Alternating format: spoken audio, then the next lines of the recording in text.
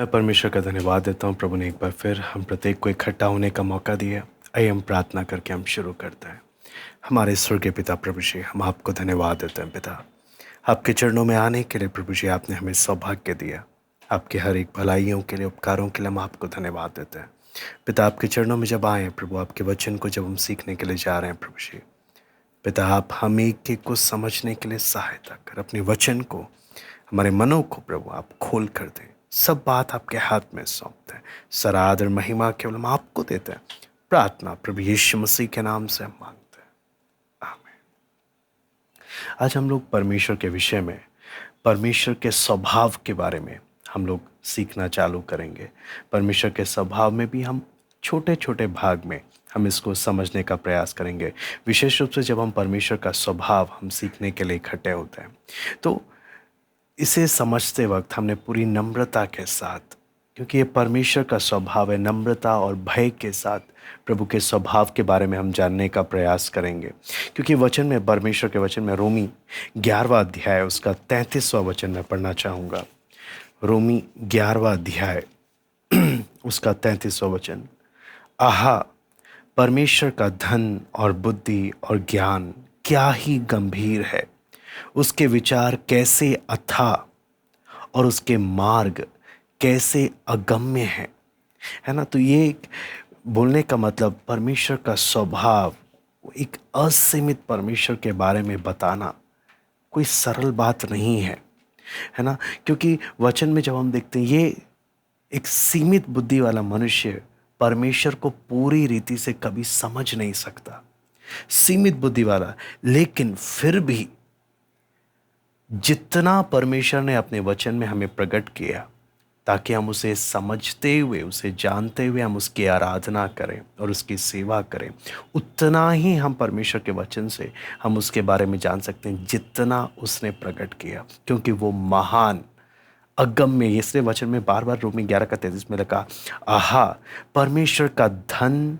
और बुद्धि और ज्ञान क्या ही गंभीर है, उसके विचार कैसे अथाह और उसके मार्ग कैसे अगम्य है ना। तो इसलिए हम जब यहाँ पर परमेश्वर के वचन में जब आते हैं, तो हमें ये चीज़ समझना है, ये अगम्य है, इसके मार्ग अगम्य है, इसके विचार कैसे अथाह है ना। तो मैं कभी भी इसको पूरी रीति से नहीं जान सकता, लेकिन इस परमेश्वर ने जितना, है ना, हमारे परमेश्वर ने जितना स्वभाव अपने वचन में हमें प्रकट करके दिया, उतना ही हम जान सकते हैं, है ना। तो इसलिए हम प्रभु के बारे में जब जानने का प्रयास करते हैं, परमेश्वर के स्वभाव को जब जानने का प्रयास करते हैं, हमारे अंदर वो नम्रता कि प्रभु आपको जानने के लिए हमें सहायता कर। और ये परमेश्वर का स्वभाव जानना हमारे लिए अत्यंत महत्वपूर्ण है।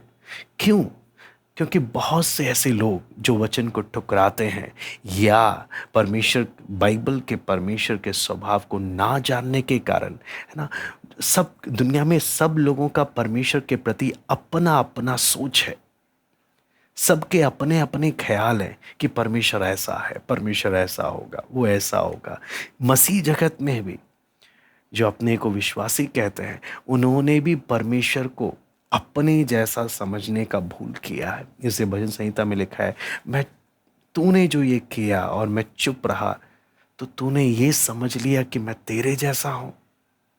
बहुत परमेश्वर को ना समझ पाने के कारण, उसके स्वभाव को ना समझ पाने के कारण मनुष्य परमेश्वर को अपने जैसा समझने लग जाता है।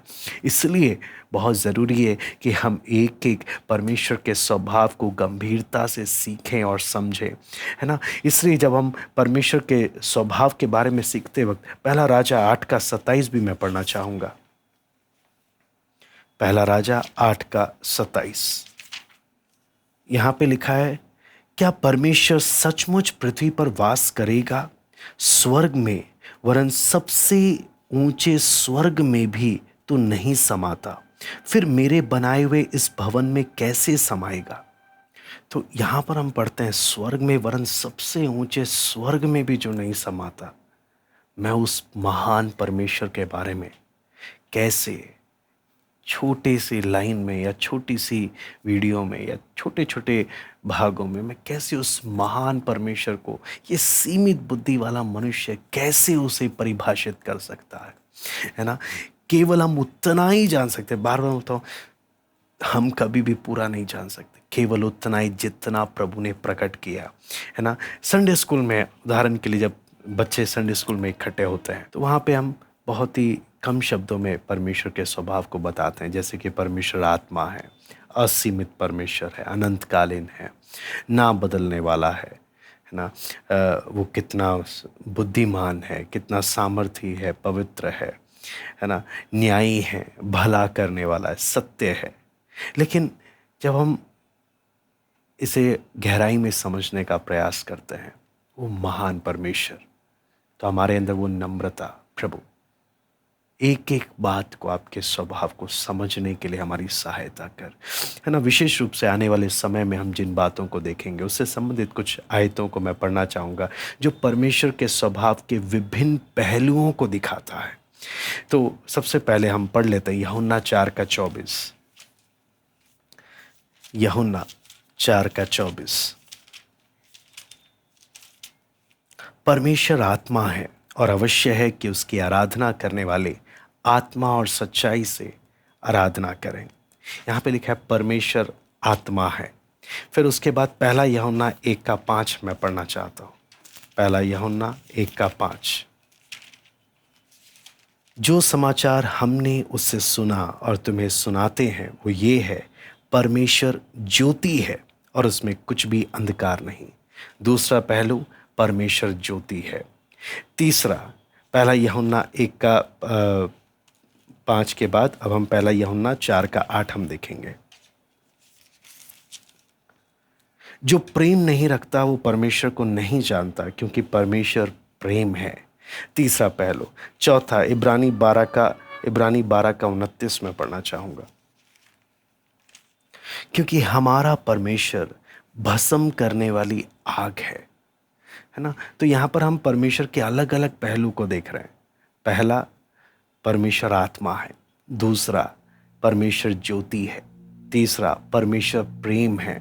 चौथा, परमेश्वर भस्म करने वाली आग है ना। परमेश्वर के स्वभाव के अलग अलग, परमेश्वर के स्वभाव के अलग अलग पहलू जो हम यहाँ पर हम देखेंगे। तो आने वाले सेशंस में, आने वाली क्लासेस में हम इन एक एक को खोलकर हम देखेंगे कि इन एक एक बातों के द्वारा हमें परमेश्वर के स्वभाव के बारे में क्या चीज़ समझ में आती है। तो आइए हम प्रार्थना करते हैं। हमारे स्वर्गीय पिता प्रभु जी, आपके वचन को जब हम सीख रहे हैं प्रभु, आपसे विनती प्रार्थना करते हैं प्रभु, आपके स्वभाव को समझने के लिए प्रभु जब हम हमें सहायता करना प्रभु। नम्रता से हम आते हैं प्रभु, जो स्वर्ग सबसे बड़े स्वर्ग में भी नहीं समाता, जिसकी बुद्धि अगम्य है, जिसके मार्ग अगम्य बुद्धि, जिसके विचार अथाह है प्रभु। एक एक बात जो वचन हम पढ़ते हैं उसे मनन करने के लिए और प्रभु आपके स्वभाव को समझने के लिए हमें एक एक को आप सहायता करें। धन्यवाद देते हैं पिता आज की संगति के लिए। सब बात हम आपके हाथ में सौंपते हैं प्रभु। सरादर महिमा केवल हम आपको देते हैं। प्रार्थना प्रभु यीशु मसीह के नाम से